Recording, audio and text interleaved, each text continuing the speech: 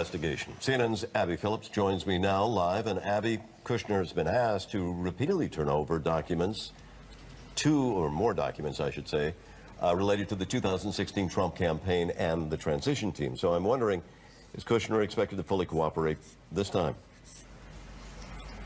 Well, good morning, Martin. Yes, Jared Kushner is yet again asked to provide some new documentation to Senate investigators. This has been an ongoing problem for him, where investigators have come back to him and said, you need to give us more emails, you need to give us more documents, and you need to provide transcripts related to this investigation. Now, Kushner's attorneys say that he's been both cooperative and very forthcoming, that he's provided information that relate to his own contacts with Russia and with any other actors that are related to the investigation, and that if congressional investigators are looking for something that they don't have, it's because they didn't necessarily ask for it. So I think we can expect that in the coming days you'll see Kushner's attorney providing the information that they've asked for, partly because his attorneys say the more that they give investigators at the beginning, the more it vindicates their client.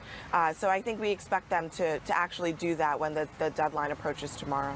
All right, and on another controversy, former Representative Barney Frank pushed back on the White House, saying that President Trump has the authority to appoint a new leader to the nation's top consumer watchdog agency. It's a story we've been following these past few days. You interviewed Frank. What did he say?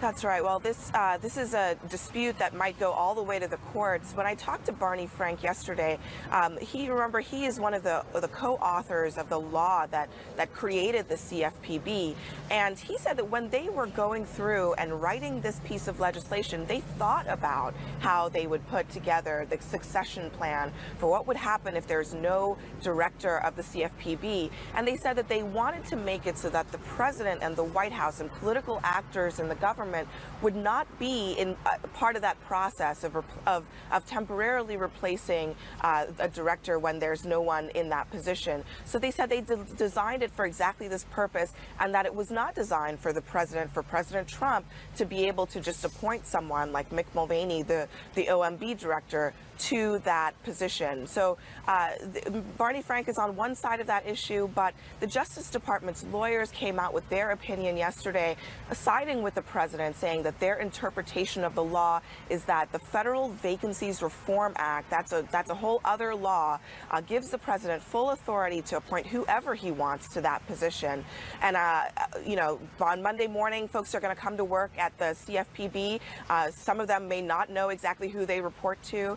Barney Frank says that he believes this will be settled in court, but he's not exactly sure how or when that will happen. Could be an awkward Monday. Abby Phillips, thanks very much. Kelly Jane.